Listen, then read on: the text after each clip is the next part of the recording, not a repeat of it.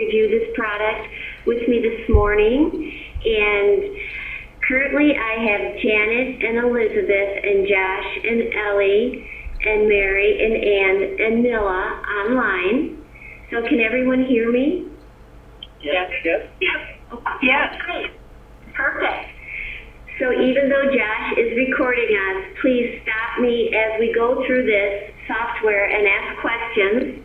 And you know, some of the more technical things I might have to get back with you on, but any user questions I should be able to help you out. And I wanted to tell you that we started writing this program in May of 2012 when our company was purchased by CompuTrain. The reason we decided to rewrite the program is because PCCOP was not staying current with technology. It would not support the newest printer technology or the newer server operating systems. So it became very difficult to sell, and we weren't getting any updates from the vendor. And as you know, you all pay maintenance for this product, so we really felt like you should be getting at least updates occasionally from the vendor. And our other rationale is now in the conference. Great.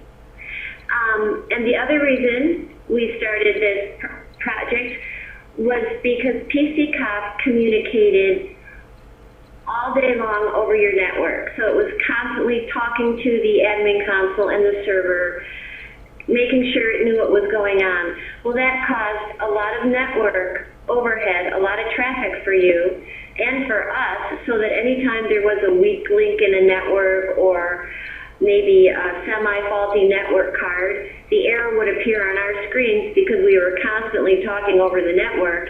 So PCCOP would always, screens would always show those errors. So this new product that we wrote in-house, Kyle Croy is the project leader on this. He wrote it so that TimeIT communicates over the network when someone logs in and logs off, and that's the extent of it.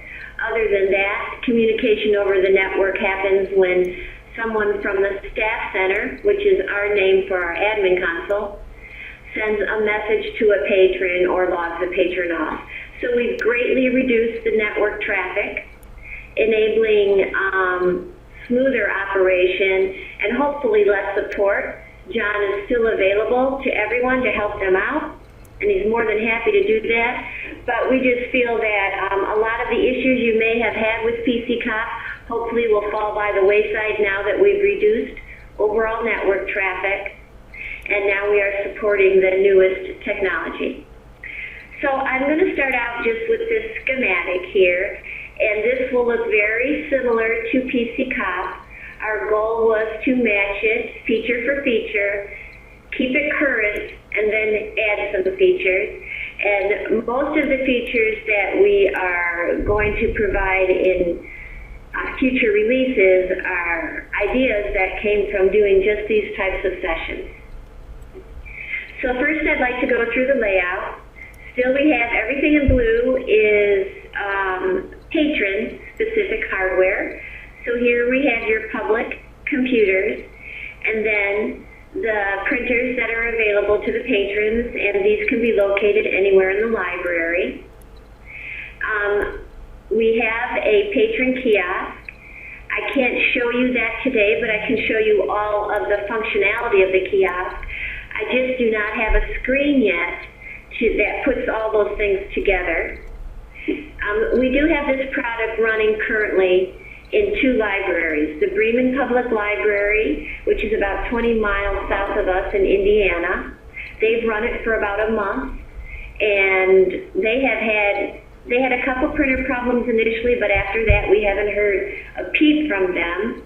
Then 2 weeks ago we installed at the Van Buren District Library in Michigan. They have 6 branches. We've migrated 4 of their branches, and they've been running it from 1 week to 2 weeks. We're working out some kinks, but they're mainly training issues. And so we have it running in the real world in different environments, talking to different catalogs, and I've been actually personally very surprised at how smooth it's gone.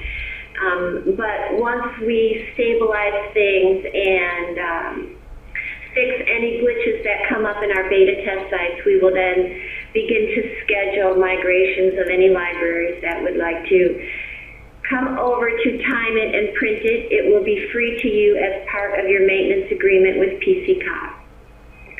So, the kiosk, as I said, is not ready to show you this afternoon, but at the kiosk, and I can show you these things, we do have the ability to add, patrons can add themselves to the waiting list.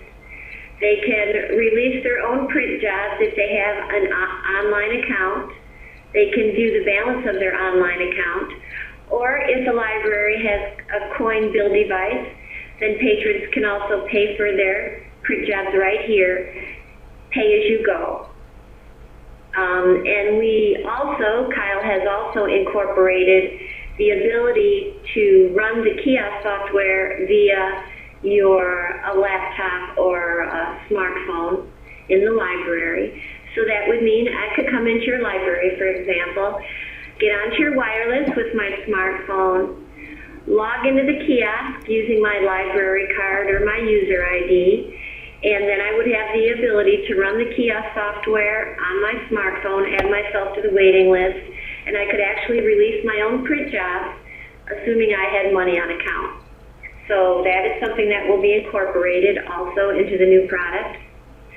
Still, we have a waiting list that can be attached to your staff center, and it's just a public screen that faces out, faces towards the public, and it only generates when there are people on the waiting list.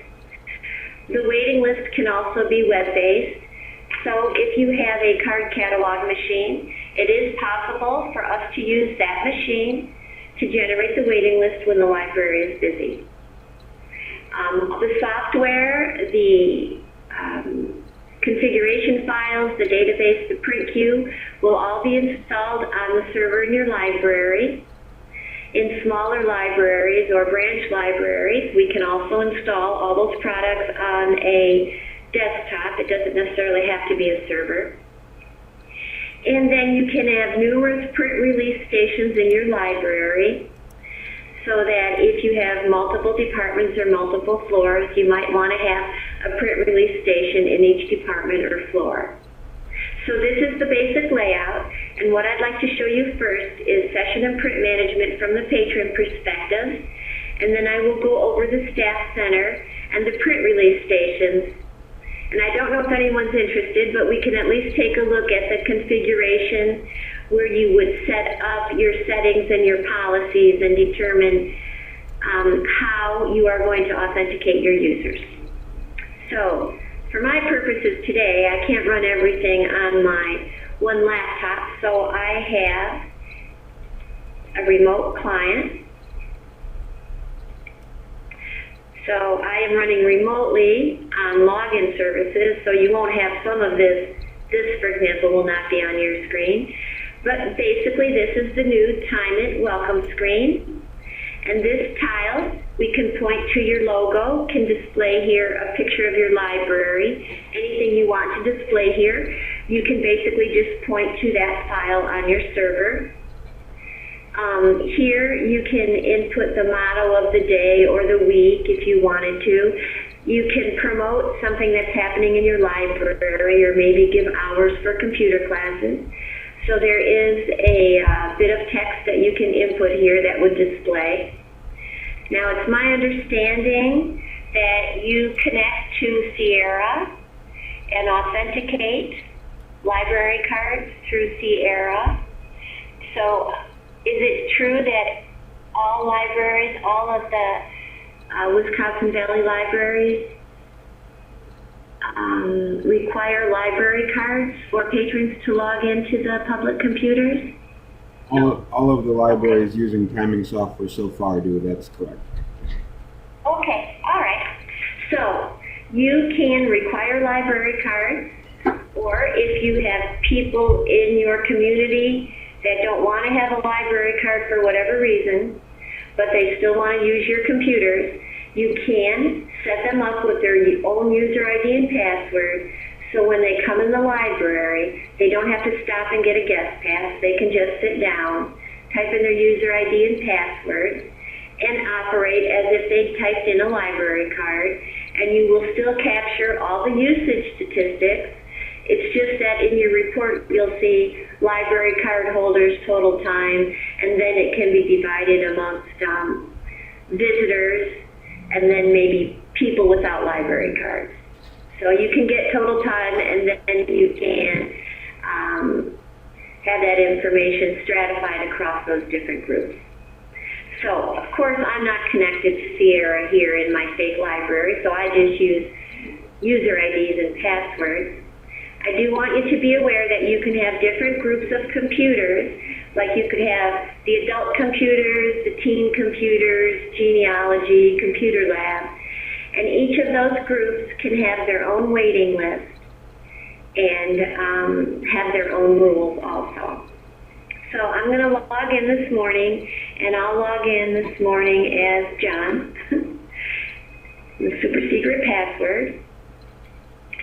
And when I log in, the first thing that happens is the usage agreement appears, and John has to agree to this usage agreement, and as you can see, Kyle put a timer on this, so if John doesn't agree in 100 seconds, then he will be logged off, and TimeIT will go back to the welcome screen, and it's up to you whether you put a timer on your usage agreement.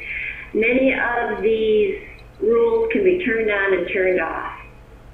So John's going to agree to the usage agreement, and then this should look pretty familiar to the current users of PCCOP. This is your timer, and I can move it anywhere on the screen, regardless of how many applications or websites are open. The timer will always stay on the top, although you can allow your patrons to minimize this timer. So then it appears as an icon down here, but you can see if I mouse over it, it will let me know how much time is remaining in my session.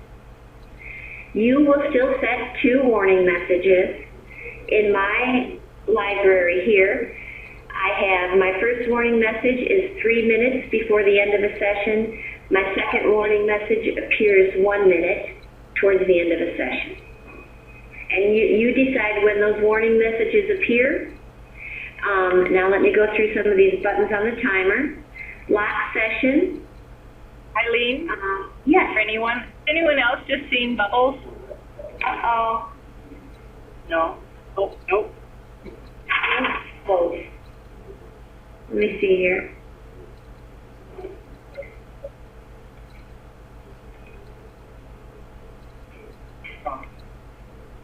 So you don't see.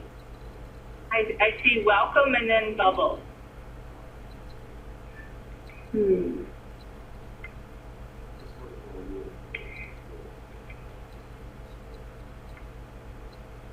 me see if I can do anything on my end. Okay, try this. Any difference? No, but keep going. I'm familiar with PCCOP, so I'm getting the gist of it. Sorry. And you know, this happened the other day when I was doing a presentation, and then I didn't really do anything on my end because I didn't know what to do, and then it reappeared, so I'm not sure what's causing this. Okay. So the lock session. The lock session, let's say for example, I get a phone call, or John gets a phone call. It's against the rules to talk on the phone in the library. He wants to push his session on lock. That overlays his screen so that no one could see what John was doing. And then John goes out in the lobby to talk on the phone, and I have set my grace period for John to be away from his computer to 5 minutes. So if John doesn't get back here in 4 minutes and 42 seconds, then he'll be logged off of this session, and TimeIT will go back to the welcome screen.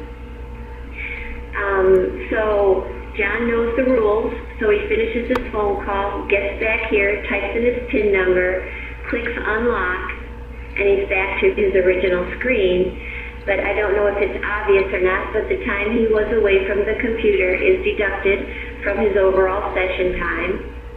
And so when John went into lock session, it overlaid his screen to protect his privacy, and it also ensured that nobody could sit down and take over this computer session while John was in the library, in the lobby, because they would have to know John's PIN number in order for that to happen. Now we are using the lock session also as an inactivity timeout. So you will set a rule. For example, you might say if there's no mouse clicks or keyboard clicks for 10 minutes, have the computer go into lock session. So if I am sitting here, or John's sitting here, and he's reading something or watching a video for 10 minutes without touching the keyboard, and the system goes into lock session, he could quickly type in his PIN number and get right back where he was. But if there's no one sitting there, then what happens is the lock session counts down for the grace period, which in this situation is 5 minutes. If no one types in a PIN number to get back to the original session, or if no one types in the original PIN number to get back to the session, then time it assumes the person just walked away and did not log off. So the time it will log that session off, so the computer does not sit there counting down a session where nobody is at the computer. Okay, so then we have the extend button here. The extend button works somewhat similar to PC Cop. You decide when it is available, when it highlights. In my library, I think it's highlighting towards the last 5 minutes of a session. And it enables people, patrons, to add time to their current session in increments that are predetermined by you. The thing that is different about TimeIT versus PC Cop, when TimeIT checks to see if it should extend time for a patron, it looks to the waiting list to see if anyone is waiting. If there's no one on the waiting list, TimeIT will allow the patron to extend their Is now in the conference. So that enables, with PC Cop, if someone wanted to, if you had Has left the conference. if you have 8 computers and they're all full, and in PC Cop, and I wanted to extend, PC Cop would look for an available computer. Well, if you have 8 computers and there's 8 people logged in, there is no available computer, so PC Cop would not allow me to extend my current session. Now with TimeIT, that problem is gone. You have 8 computers, there's 8 people logged in, they can extend their sessions as long as there's no one on the waiting list. The minute someone is on the waiting list and a patron tries to extend their session, they'll get a message, cannot extend right now, there are people waiting. So that is one difference between PC Cop and TimeIT. And then of course we have log off now, and we do have a verification on it. If you inadvertently hit it, it will ask you if you're sure. And when a patron logs off, or if TimeIT logs a patron off at the end of the session, 3 things happen. All cookies that were downloaded during that session are deleted.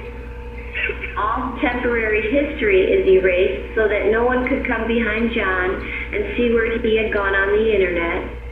And then the third thing that happens is all applications and websites are closed appropriately. So those 3 things happen when TimeIT logs a person off or when a person logs off early.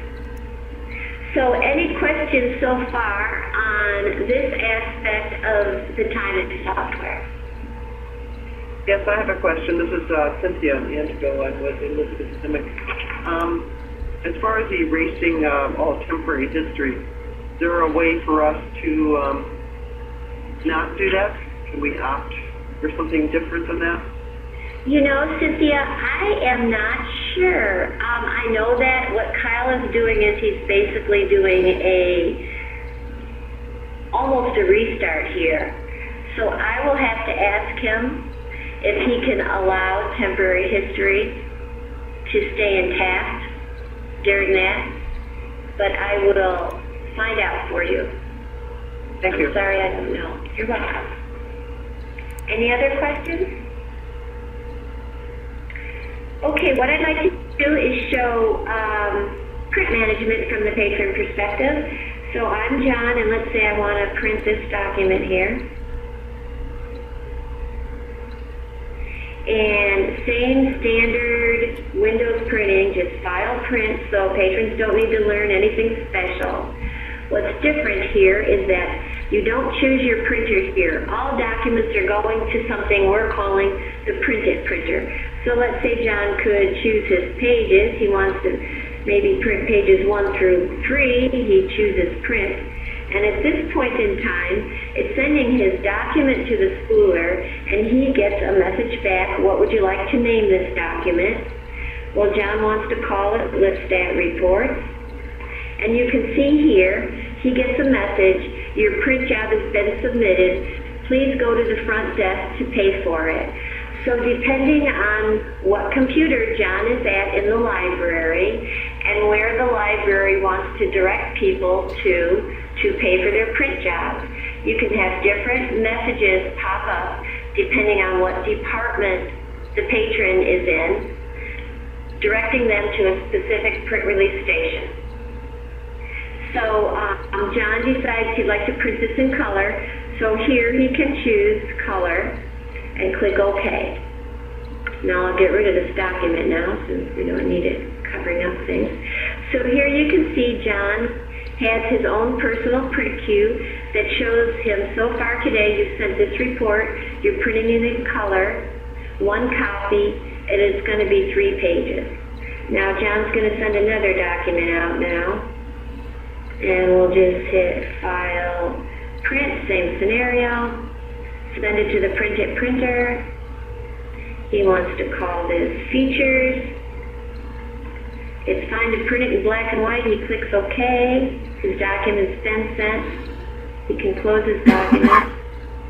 And now you can see that in his print queue, he has the ListStat report he sent to the color printer and features he sent to the black and white printer.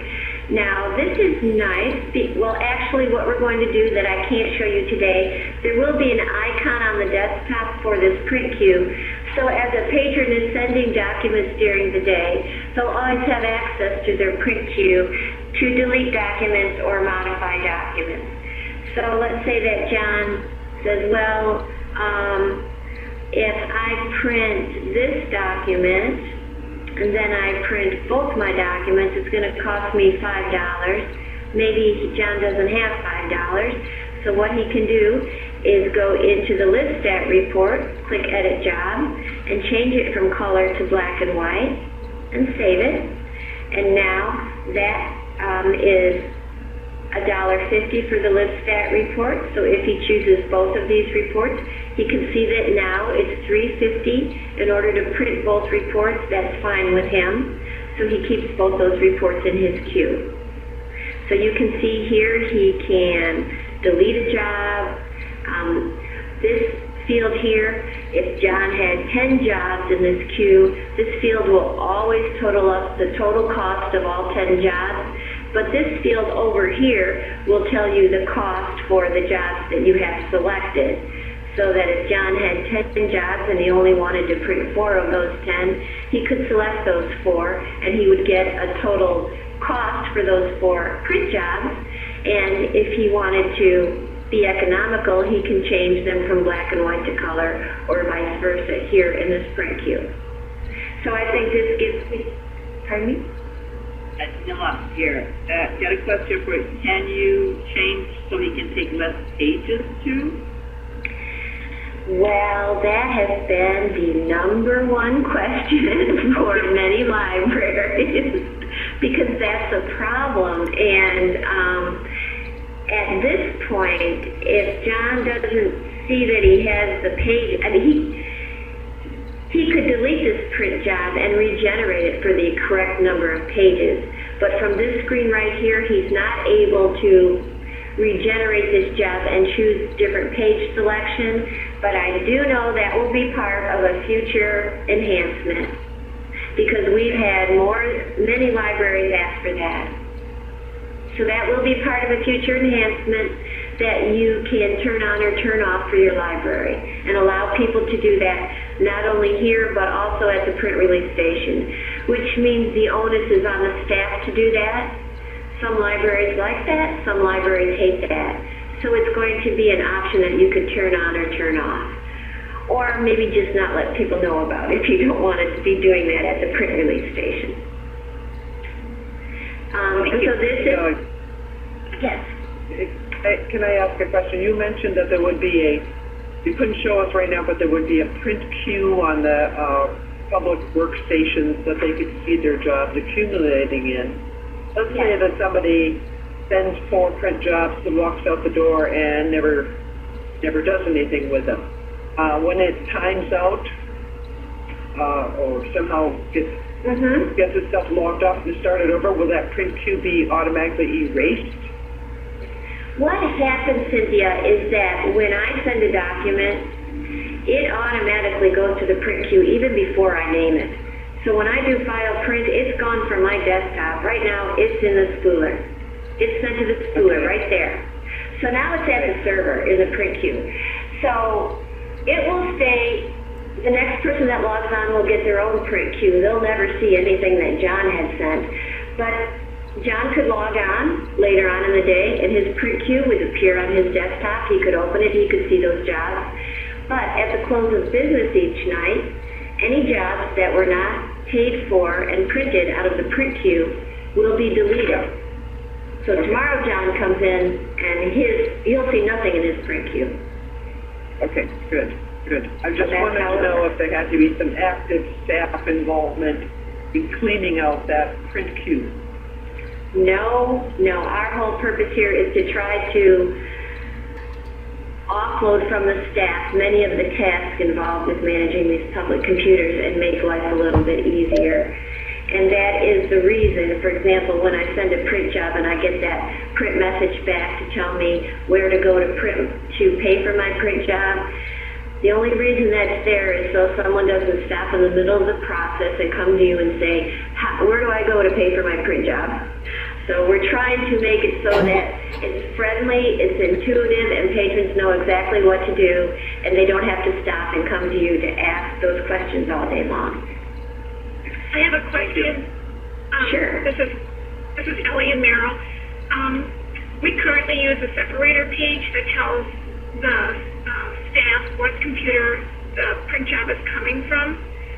Is that going to show up as one of the pages that they're being charged for? Because we don't charge for those now.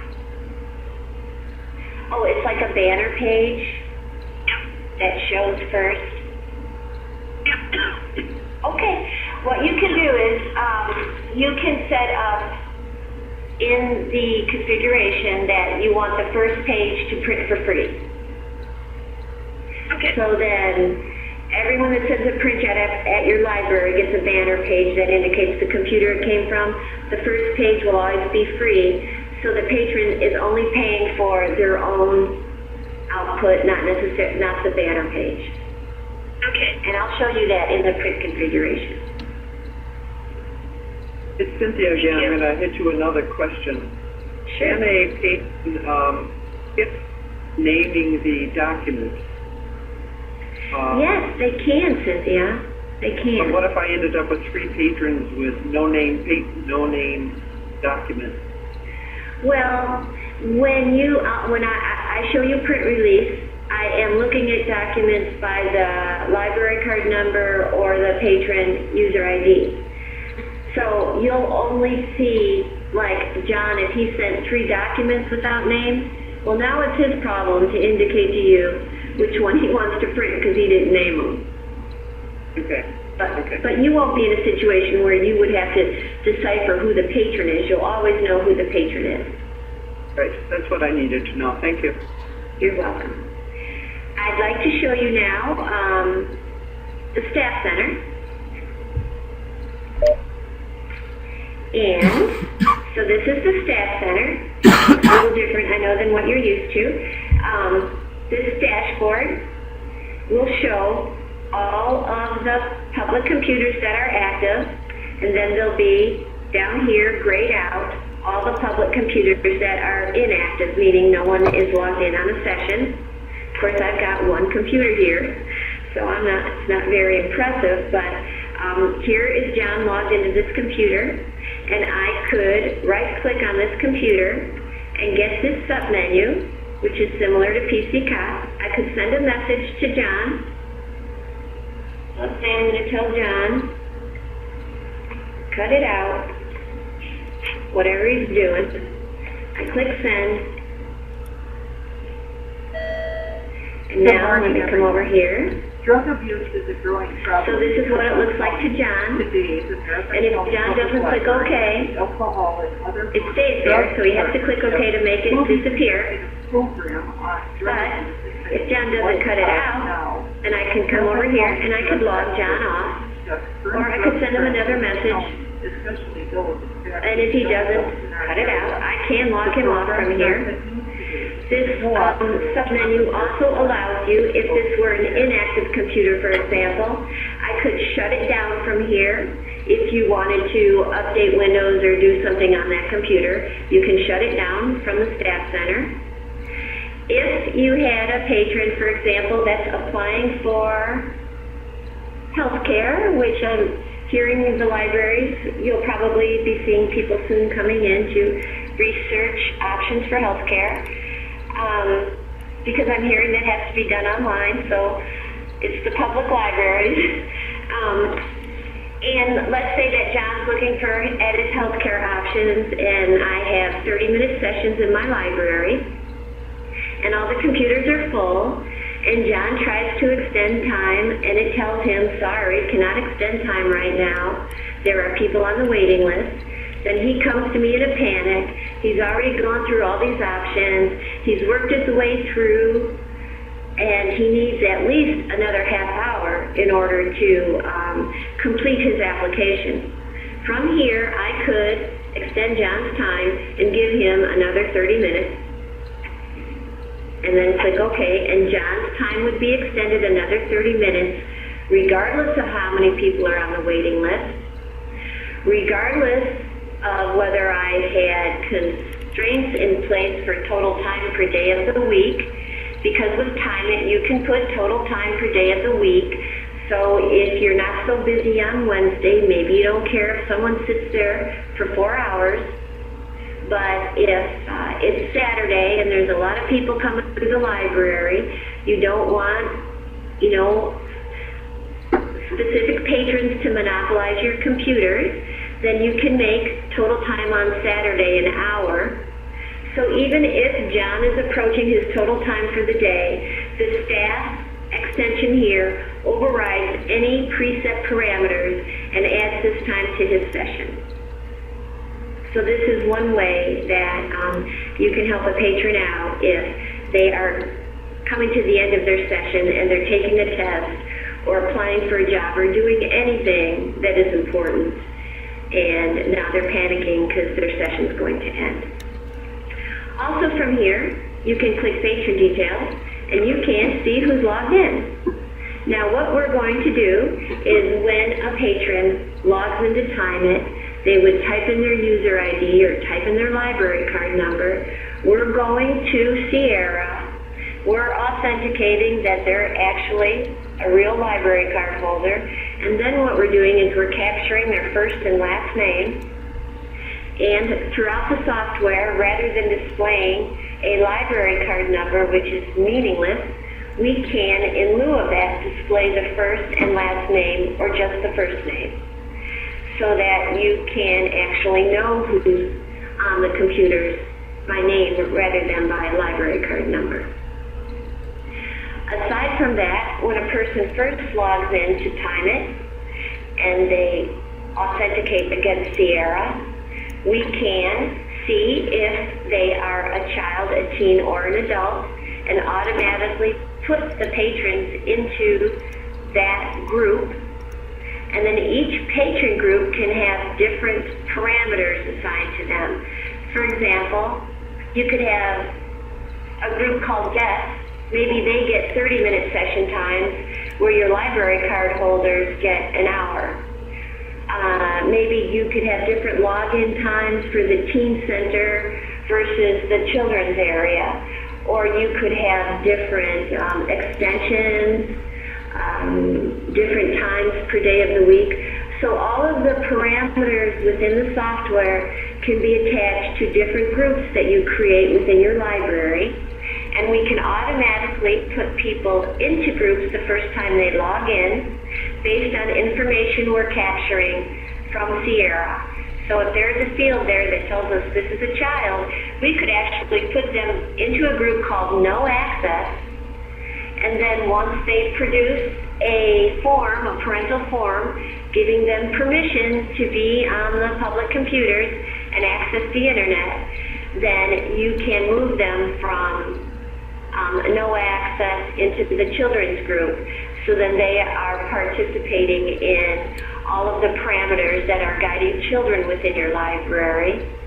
And on that same note, if you have filtering on your server, TimeIT can see that the patron that logged in is a child, and it can go to your server and get the correct layer of filtering for children, or for a teen, or possibly no filtering for adults.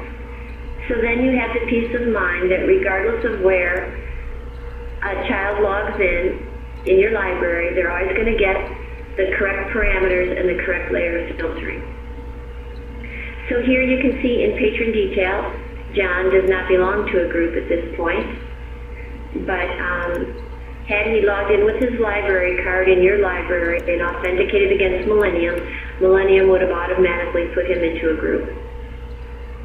Mila here, can you have more than one group? Yes, you can create numerous groups. How about, can the same person be in more than one group? Oh, good question. I don't know. One has asked me that.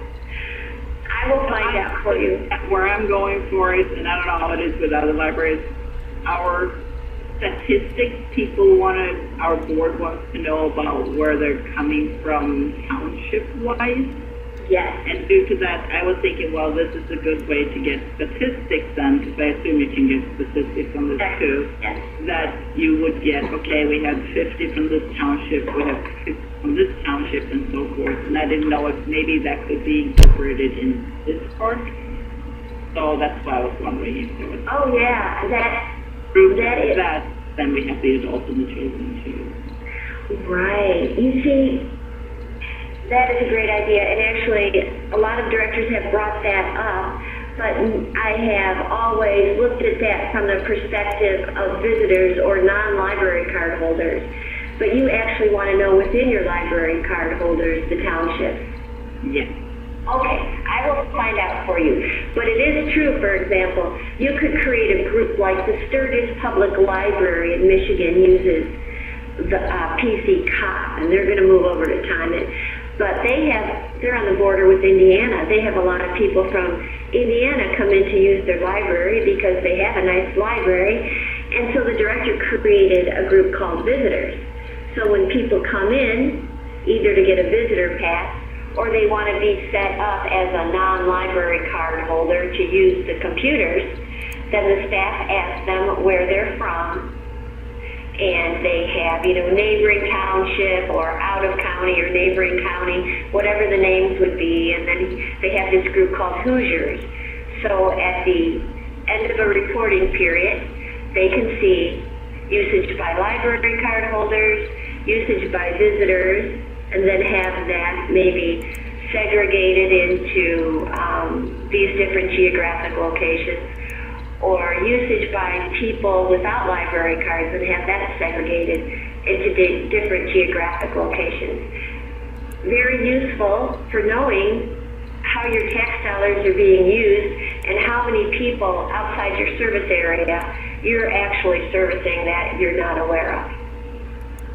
So yes, we can certainly do that, but whether we could have a person, for example, in the adult group and then in, you know, a specific township group. I will just have to check with Kyle on that and find out. Okay, add patrons. Now I've talked about guest accounts. So someone comes into your library, they've never been there before, and we truly are defining guests as people that come in your library once, they may never be there again. So they come up to the desk, ask for a guest pass. You can click guest account. It generates a username and a password. And then here, if you had geographic locations, you could ask them where they're from if you wanted to and put them into a geographic location. At this point, you say, okay, your guest 001, this is your password. This combination is only good for today. And then the guest would log in. And if you wanted to have different session times for guests, then all those session times would be invoked when this guest logs in. Now we have many libraries that what they do is they generate maybe 10 guest passes in the morning, so they don't have to come to a computer and click on guest account and generate this password. They just hand out those guest passes to people during the day, rather than having to, you know, come back to the computer and generate a new password. So that's also a possibility for people. You would also use the screen to add people that come in the library regularly, but for whatever reason don't want a library card. And if that's okay with you, then you can set them up here with a username and a password, and that way they can just come in the library. They don't have to get a guest pass. They just sit down at the first available computer, type in their user ID and password. So we'll use Josh today for an example. And just so you know, there is another field here that says first name and last name. But I asked the programmers not to update my software this week because I had this presentation and many others, and I know that everything works right now, and I just didn't want to get an update. So just know that there's another field here that says first name and last name. So let's say that Josh always comes in the library. He doesn't want to have a library card, but he does want to use the computers every couple weeks. So I'd say, okay, Josh, let's just set you up with a user ID and a password. So he gives me what he would like for his user ID and password. I could put him into a group here if I wanted to, or I could indicate, hopefully I can put him in a group adults, and then I could also put him into a geographic group if he's from the neighboring county, but he just likes my library because there's more computers and faster access. So now I'd add Josh as a patron. And so now for the rest of his life, Josh will be able to come in my library. Where is Josh? I'm right here. Let's see.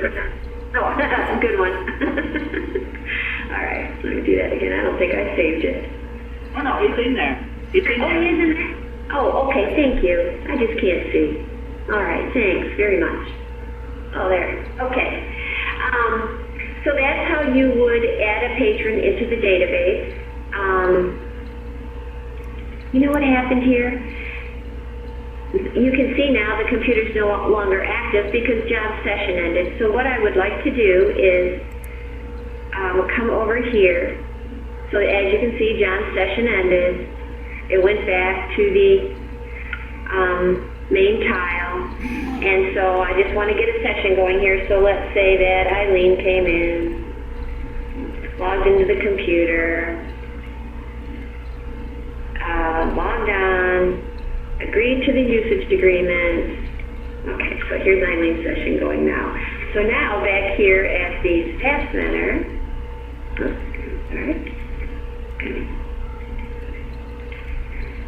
back here at the staff center, now you can see my computer is blue. It means it's active because now Eileen is logged on. So under Add Patrons, we looked at that. Under Manage Patrons, here you can see your active computers just like we saw at the dashboard, but this is looking at it from the patron perspective. So it's displaying the patron name. So this might be useful, you know, if there's somebody logged in named George, but it's actually, you know, a young teenage girl, you know that somebody's not using their correct password and credentials to log in. But This is just another way to look at your active users by name, and you can right-click and get the same submenu we saw in the dashboard. It's just another way to interact with your patrons by their name rather than by the computer. And then down here you can see all of the patrons that are in your database. So these are all of the people that work here, except for Captain Kerr, and other people I've put into the database. Now, this can get very large. We have a search button up here, so I could start typing in a name, for example, and it would zero down on those letters. Or I could scan a library card, and it would immediately bring that person up for me to edit. But let's say that Rhoda, for example, I spelled her name incorrectly, so she wants me to correct it, so I would pull up her record and correct her name. Or let's say that Rhoda's moving out of state, she won't be using this library any longer, then I could highlight her and remove her from the database. And this is just a way to manage the people in the database so that it doesn't become overwhelming. Now, I understand if you are requiring library cards, then when people are deleted out of Millennium, you might want to come over here and also delete them out of this database for TimeIT so that it stays current. So this is how you interact with patrons. I'm just going to put someone on the waiting list real quick here. And this is how if all your computers are busy, patrons would come to you and they'd say, hey, could you put my name on the waiting list?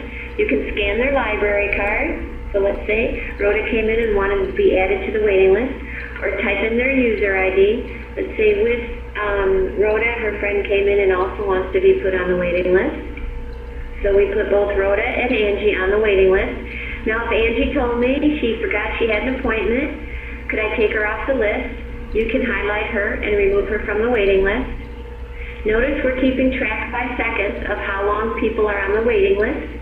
So this is another report you'll be able to generate that will let you know when the library is the busiest and what the average time is that people have to wait on the waiting list. Whoops, where are my people? I'm sorry, I'm going to have to regenerate my waiting list.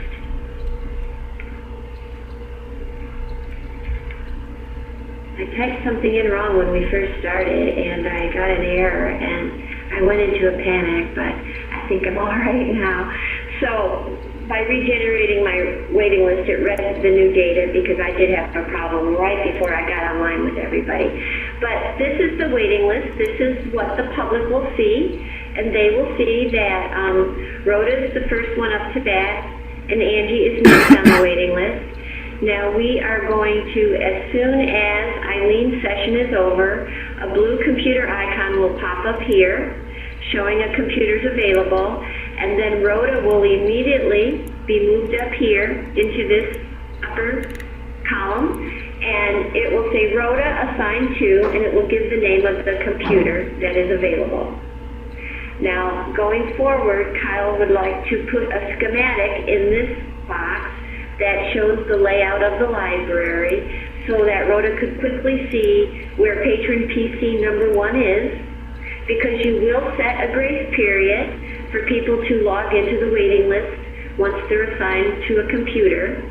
So your patrons will get in the habit of keeping an eye on the waiting list, because once they are assigned to a computer, the grace period starts to count down.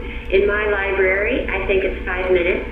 So as soon as Eileen logs off and Rhoda is assigned to this computer, Rhoda will have 5 minutes to get logged in, and if she never does get logged in, then the computer will be held for 5 minutes for Angie.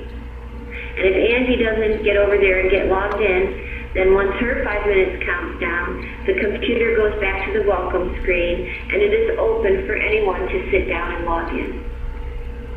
So this is the waiting list, and a future enhancement will provide a grid here where, using Visio or Paint or some other program, you could draw a layout of your library and name your computer icons, and then that would display here so people know where the computer is and can quickly get to it.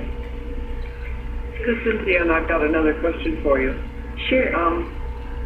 under your current wait list that you showed here, you're using two people's first names. And I know on other screens, you mentioned that it could be a first name and a last name. I would get a little concerned about somebody's full name being displayed for public. Is there a way Yes. to use, can you mix and match? Can you have first name, last name on some of the staff screens, but only displaying a first name? Yes, you will have the ability to decide, do you want library card numbers with part of it masked out? Do you want the first name, last name, full name? So that's an option for how it's displayed on the waiting list. So you have that ability to just say first name or last name.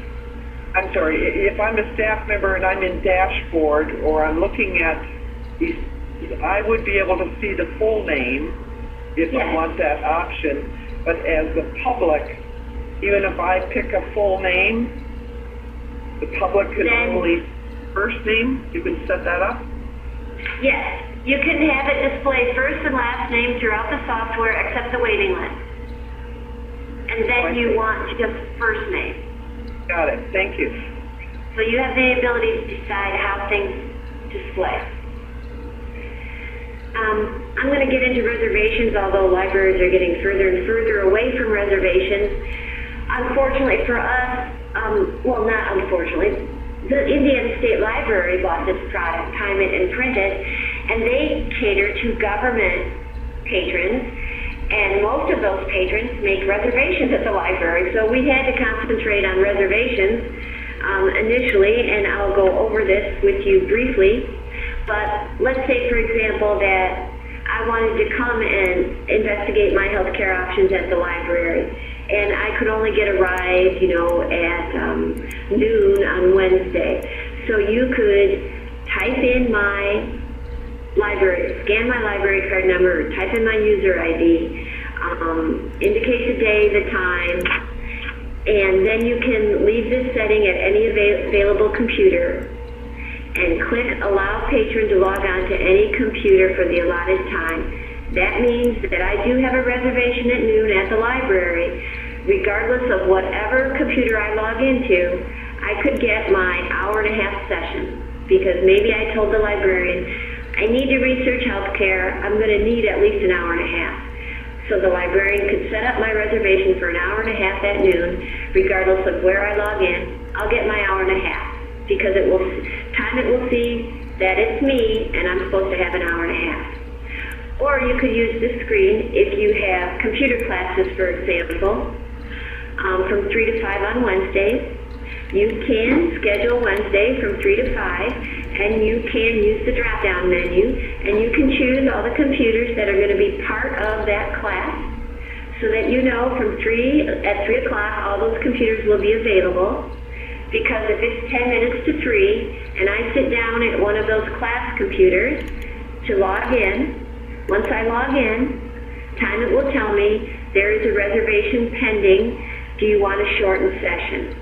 And that gives me the opportunity to get up and go find a computer that will not be part of the class, so I get my full session. So those are some ways you might use this reservation option. And then finally, we have this View Print Jobs. So in many libraries, they're installing this TimeIT Staff Center and the print release software on the circulation workstation at the front desk. That's very common. It's also normal for libraries to maybe put the Staff Center at the front desk and have the print release stations at reference or in the computer lab or at another staff station. So you will have a lot of options. These things can be installed anywhere you want them to be. There's no rules there.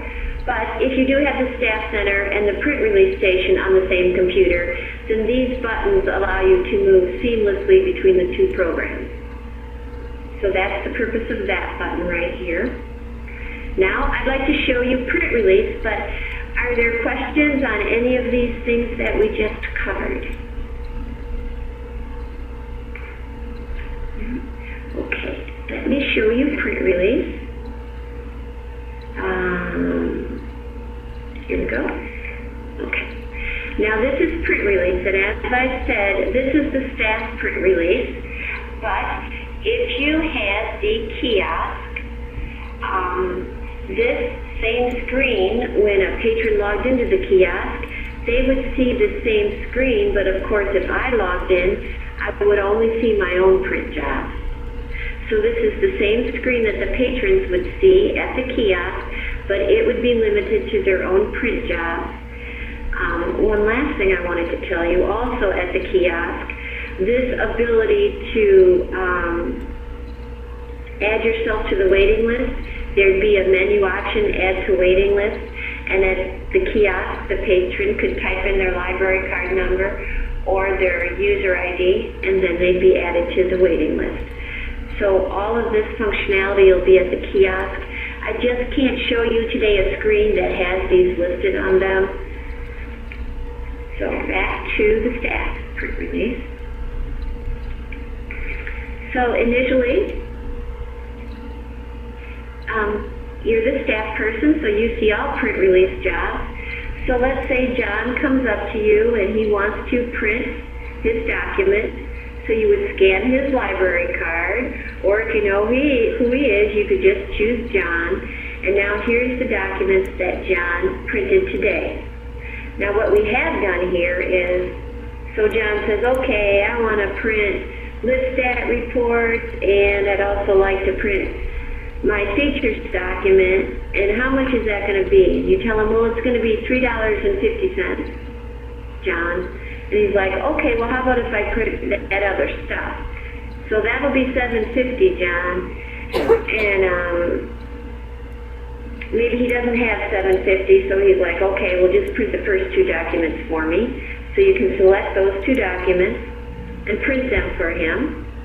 And you just would choose cash or online account, and click print, and then these two documents go to the designated printer. You take the $3.50 from John, and John goes to collect his documents.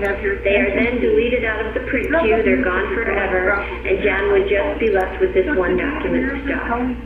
Now, I know when I showed this to Josh and his team, they did ask if there was the ability, for example, maybe John gives you, $5 to put the amount tendered and have change calculated, and that is a feature we are going to include on a future release.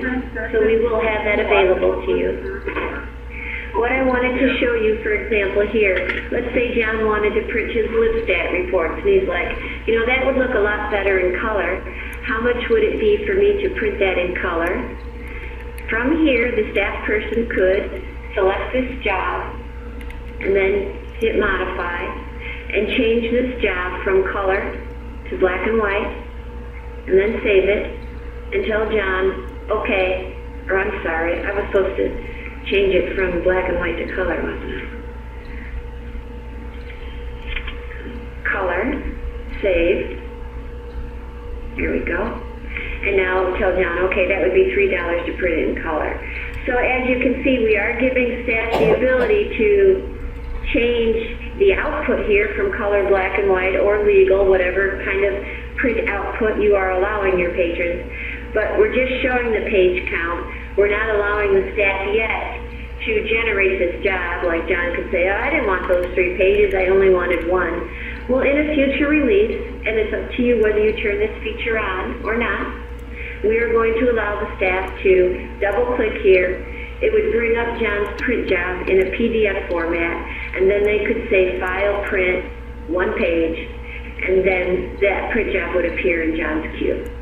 So we will enable that for future releases. Some libraries really want that because the patrons are never choosing the correct pages, and other libraries don't want that because they want their patrons to learn to select the correct output, and they don't want to have to be compensating for that every day. So everybody's different. Everybody has different opinion about things, but our goal is to make the software flexible enough that we can conform it to follow your policies and the way you want to do things. So this is print release. And of course, you can always delete a print job from here. Basically, you have the same capabilities as the patron does on their own personal print queue. But of course, you're seeing everyone's print jobs. And as I said, if these people don't come to pay for their print jobs and have them released by the close of business each day, then all these documents are deleted out of the queue. Now, online accounts, I just want to talk about that a little bit. This is the ability for me to give my librarian $10 on account, and then I can print to my heart's content until that $10 is gone, and then I can't print anymore unless I go to pay as you go. I'd go to the staff center and pay for each print job, or I could put more money on account and print until that money is gone. Now, the reason I like online accounts is because it allows patrons to release their own print jobs at the kiosk, and the library doesn't have to purchase a $2,500 coin box. So it relieves the staff in that they're not always going to the print release to release print jobs and collecting, a quarter here, 50 cents here, $1.50 there. It really reduces the amount of transactions that the staff has to handle. So let me show you a little bit about online accounts. So here's Rhoda. Rhoda has an online account. On this day, Rhoda gave the library $15,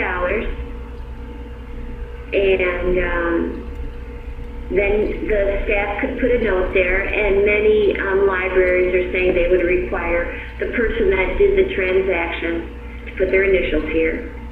On this day, for whatever reason, and I can't even think of a reason why we would deduct 50 cents from Rhoda's account, but this transaction is in there just because the programmers were testing things, and I don't think that's a normal transaction. But say, for example, Rhoda sent an 8-page print job and the toner was too light, and she didn't want to pay for it. Then you could come to adjust account, and you could credit her account for the cost of that print job so that she doesn't pay for it. Or if she wants to give you more money on account, you could put that amount here, put your initials down here, and say money on account for printing or whatever note you wanted to put. So this is basically an audit trail showing what happened to Rhoda's $15.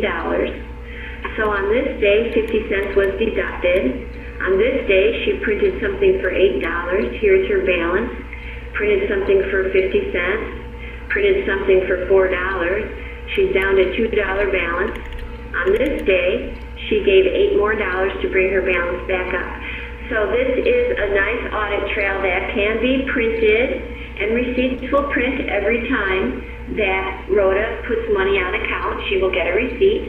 And also then you can show her this audit report, because inevitably she'll come to you. I just put $15 on account. Where in the world did it go? So you will quickly be able to print this audit report out so she can look at all the transactions that posted against her online account. So that is really up to you whether you want to allow online accounts for patrons or not. But it does enable people to do a lot of print transactions and release their own print jobs at the kiosk without the staff having to even be aware of it. And then the last... I'm sorry, Eileen. This is Cynthia again. Is this in any way connected to their Sierra account, or is this an entirely separate thing? Entirely separate things, Mary Taylor. Has left the conference. It's an entirely separate. We don't merge with anything in Sierra. Okay, thank you. Configuration options, this will be password protected so that not just anybody could get in here. But here you can see the print release station. The name of mine is referenced. So you can have different print release stations located throughout your library. Here you would give them a name. You would indicate the type of payments that they're going to be eligible to transact.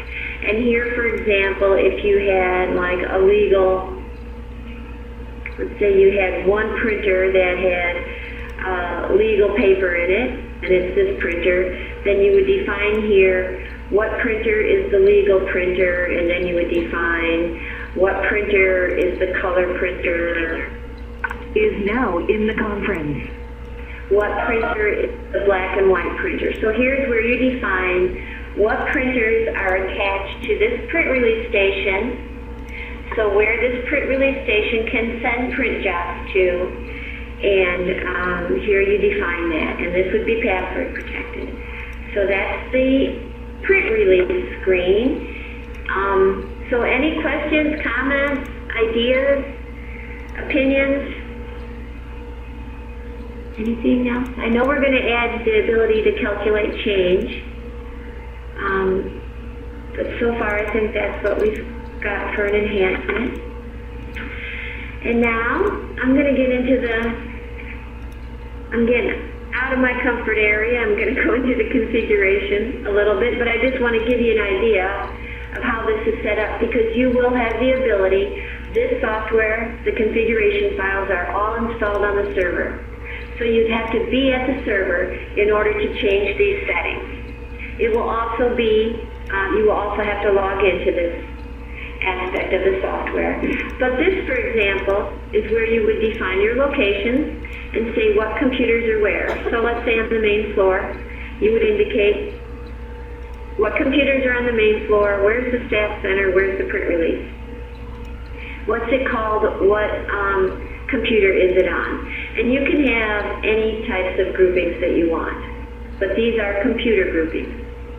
And then they are tied to specific waiting lists. Under configure settings, this will look, and this is based on these different groups. So I could have, adults could have different parameters than kids. Obviously no access, it doesn't matter what their parameters are.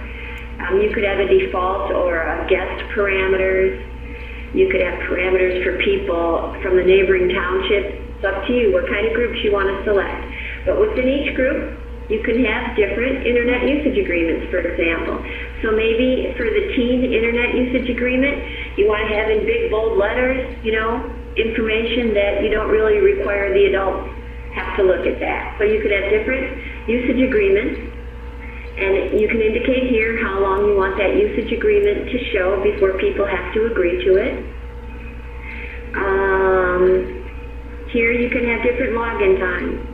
So for example, maybe the teen center is open different hours than the main library or something. So you could indicate different login times for different groups of patrons. So maybe you might allow adults in from 9 to 10 in the morning, but no teens can log in till 11 o'clock. So you can really have any kind of rules that you want. Now notice I have all sessions ending at 7:45. Well, my library closes at 8 o'clock on Monday, so I want all sessions to end at 7:45 so that people are hopefully out of the library at 8 o'clock. So if I sit down at one of the computers at 7:30 and I'm determined to stay to the bitter end, when I log in at 7:30, it will tell me, library is closing, would you like to log in for a shortened session? So I know I'm not going to get a full session. And then at 7 in my library, at 7:40 I'd get my first warning message. At 7:44 I'd get another warning message. At 7:45 I'd be logged off. So here are your times, login times for each group. I'm going to skip the session. So here's your other parameters for your group. So for adults, they're going to get 30 minutes. I'm going to allow them to extend 11 minutes, and they're going to be able to have one extension, and the extension button will be enabled 10 minutes before the end of the session. My first warning message will show at 5 minutes before the end of the session, my second at 1 minute before the end. Just doing things I understand, and then I'll get into the SIP connection. Here you have your total time per day of the week, and of course this relates to groups also. So for adults, They can have 4 hours on Monday, only 1 hour on Saturday, 2 hours on Friday.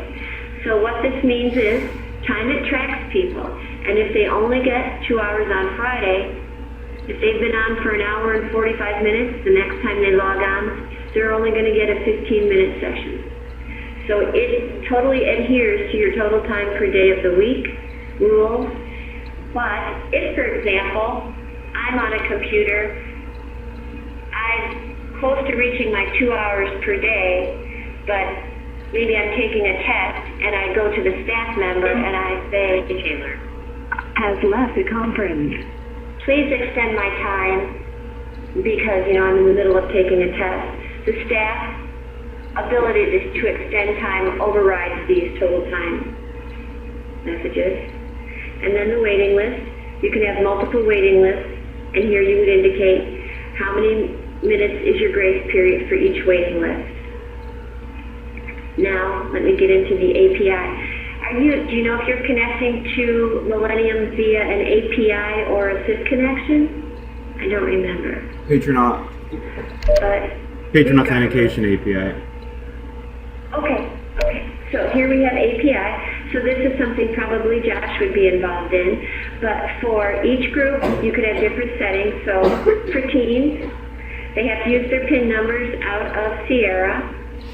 If someone has an expired card, they can't log in. And if someone has fines over $5, they can't log in. So we have a lot more flexibility now to take the fields that Sierra provides us through this API interface, and we have the ability now to read those fields and then have TimeIT act accordingly based on, for example, excessive fines or expired cards. Now also, throughout the configuration, you'll see Kyle has put a test here. So this allows you, maybe you could set different parameters here, and then you can just click test. It enables you to log in to TimeIT and test to make sure that your changes took effect and are what you expected to see, rather than having to walk out on the floor of the library and log into a public computer.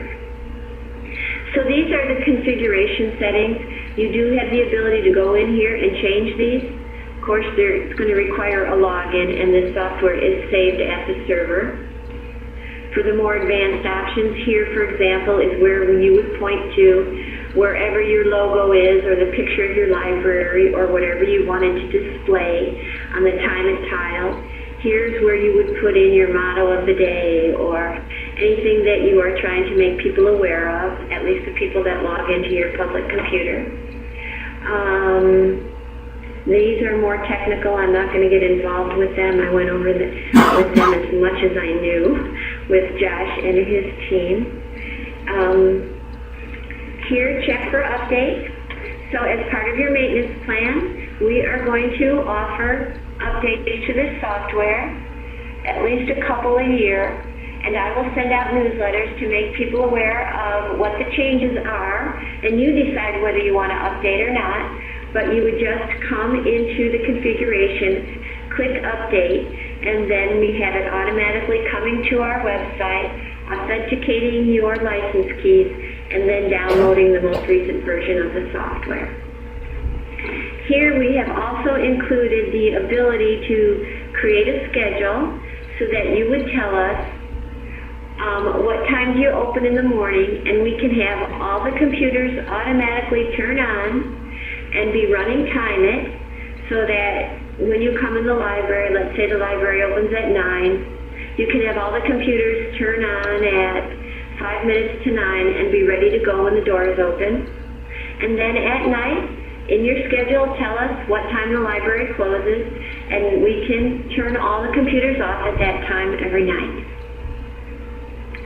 So, any questions on any of this? This is something that you probably won't touch too often, but I want you to know that if you did want to make a change, or business hours, or you want to control the kids a little better, you can come in here and make some changes. It's not necessary that you call us, although John would welcome your phone call, But just so you know, these are things that you can do and you don't have to get on the phone and have John do it for you. And the last thing I want to show you are reports. We don't have a lot of reports to show you initially, and once again, I didn't get updated, but these are the usage reports we currently have, and Kyle had them initially bulked under daily, weekly, monthly, and annual, but now, of course, he has a beginning and end date, so you determine the time frame of your report, and it gives you the grand total for that period of time. And we will have this in 1 unit of measure. I mean, it's interesting to know that there were 8 days, 14 hours, 12 minutes, and 6 seconds of computer usage during that time frame, but probably for reporting purposes, you want something in 1 unit of measure. It lets you know your total, the number of patrons that logged on, and how many of those were unique patrons. So you can see the people in this office have been pounding on this software for quite a while. Had 350 sessions, and there's only 15 of us. Well, actually, there's 14 of us. And then you can see your average time per session. So this number might help you decide maybe you could increase your sessions or decrease your sessions depending on how people use the computer. And then here you can drill down into any computer, and this is where all the detail comes from.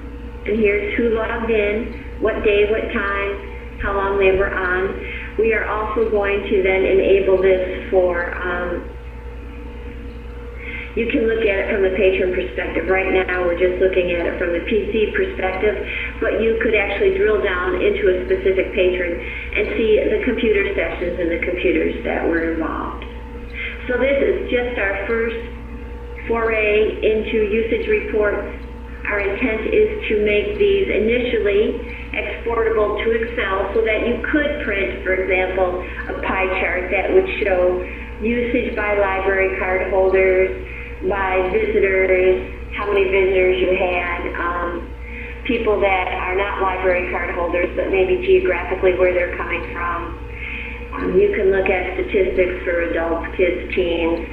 So we can look at bar charts and things like that, which I think would make it much more visual and easier to bring to a board meeting and have people understand the trends in your usage and just how much of those resources are really being used. So also on the PrintIT reports currently, we have 2 reports. One of them is the audit report that I spoke about, which will show people with online accounts every transaction against their online account. And then the second report we're providing, it will be by print release station, and it will show all the money collected at each print release station for the time frame you choose. So that is it in a nutshell. Any questions? I know that I do have to verify if people can be in more than one group, and if we can keep history intact for a patron when they log off, so that stays there. Any other questions or comments or ideas? Because truthfully, after every presentation, I have a list of customer ideas, and we go over those every Monday, and then the programmers decide based on how many people have brought it up, whether it will be included in the first release or future releases. But at this point in time, we've pretty much decided on the first release, and but we're all open to new ideas and better ways to do things. Elaine, this is Cynthia. I've got one question about this reporting. Is there a way for the libraries to delete the patron-specific information so that it's not available for Christina? Yes, you can set up so the data is purged after you report. You can set it up to purge all the data so that you don't have that information sitting around. We've had libraries that have had the FBI in, they've had Homeland Security in, so we can keep the data if you want it, but you can also set it up to purge every month, for example, after you print your reports. Okay, thank you. You're welcome. And Mila here. So, question, when you do the reports, you can do it by each group then? I mean, I'm still on my township thing here. So, that's what I'm saying, that then you would be able to do reports on each group then? That's Correct. That is, truthfully, the purpose of the groups is to report on them either individually or as part of the whole. And then also it's to control session times and things like that for those groups. But it mainly began as a reporting tool. So yes, you could run a report for the people from a certain township and see what their usage was in your library and get an idea of what a percentage of the whole, or just look at them on as their own reporting. Yep. You're welcome. Any other questions?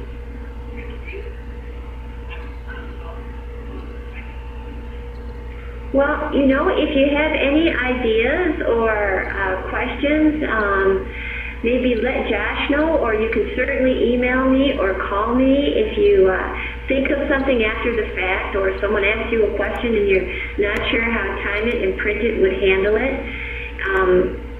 We are going to begin scheduling the migrations of our customers from PCCOP over to TimeIT, the people that want it, in December. And as I said, this will be free to you as part of your maintenance agreement. Maintenance, in some situations it's changed, but pretty much it's stayed similar to what PCCOP was. And I'll be sending that information to Josh for each library so that you will be aware of any changes to your maintenance, but it should be close to what it was with PCCOP. And that at your calendar year ending with PCCOP, when you're up for renewal, then you would be renewing with TimeIT. And we would be sure to provide you with updates, keep the product current with technology. John is still available for you.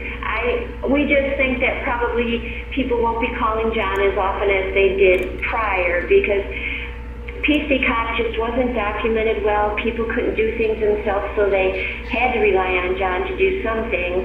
And our intent here for new customers is to actually make this software so you could download it from our website and install it. We could deploy it, pushing it out from a server onto the public computer. So we're hoping the installation will be much easier. And if you get a new computer for your staff center, it would be easy for you or Josh to move the software over. It's nothing that would require John or making an appointment to schedule that. So hopefully life will be better going forward, and we will continue to improve the product and add features to it. I have a question. I'm sorry. Go ahead, whoever. As a library that already has PCCOP, migrating over, will our current setups go over, or will we have to reinvent the wheel? John and Kyle will work with you to set your current settings in TimeIT. Now, what happens is, if you have a lot of people in your library that registered to use PCCOP under usernames and passwords, those people will have to re-register with TimeIT. People with library cards, though, will not have to re-register with TimeIT.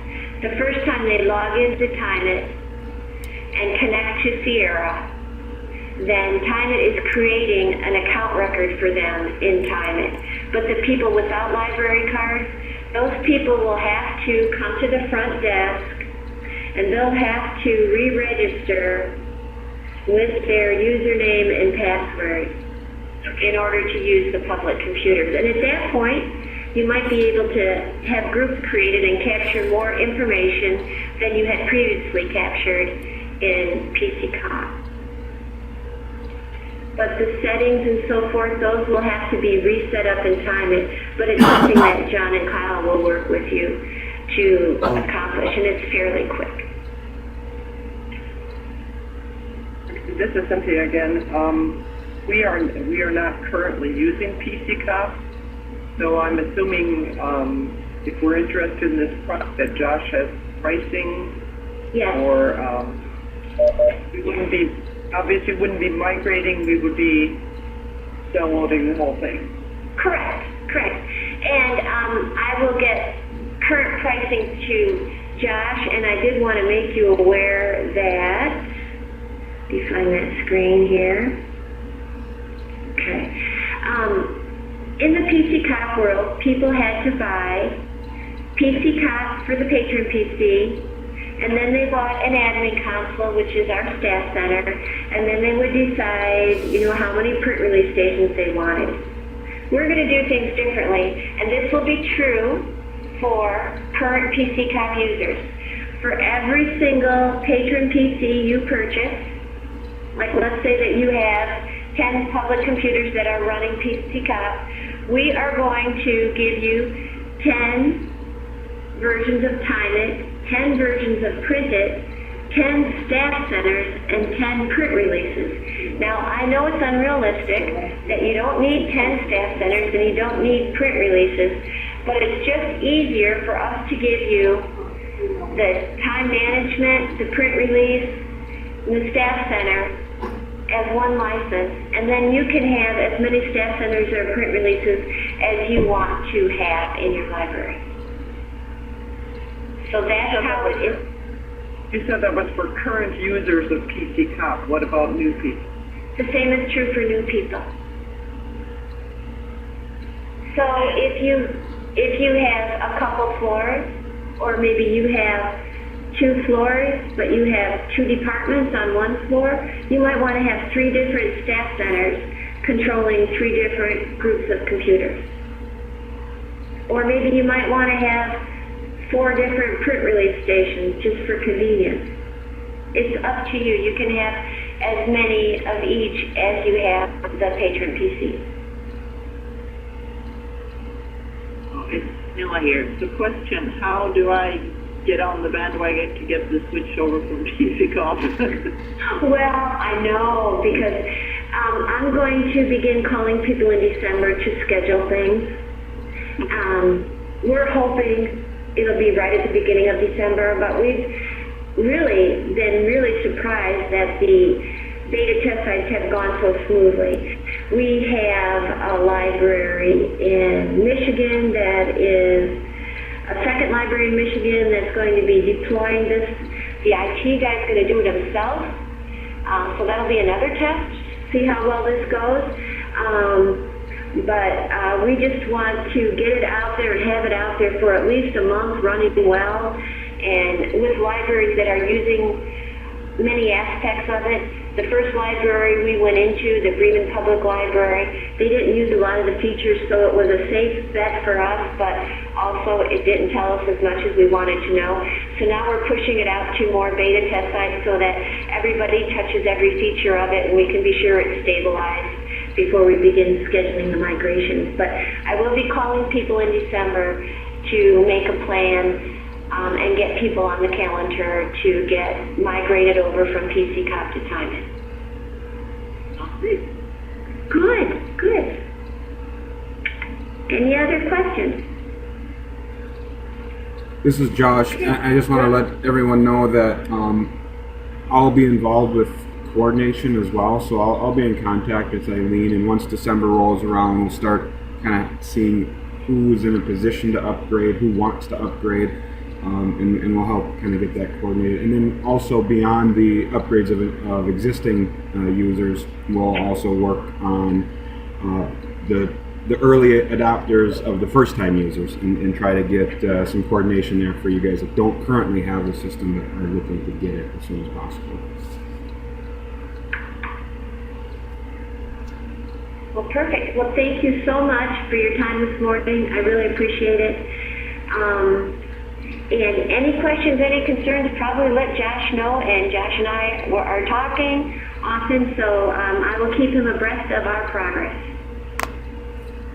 Thank you. Thank you very much. Have a good day. Thank you. Okay, bye-bye. Take care, everyone.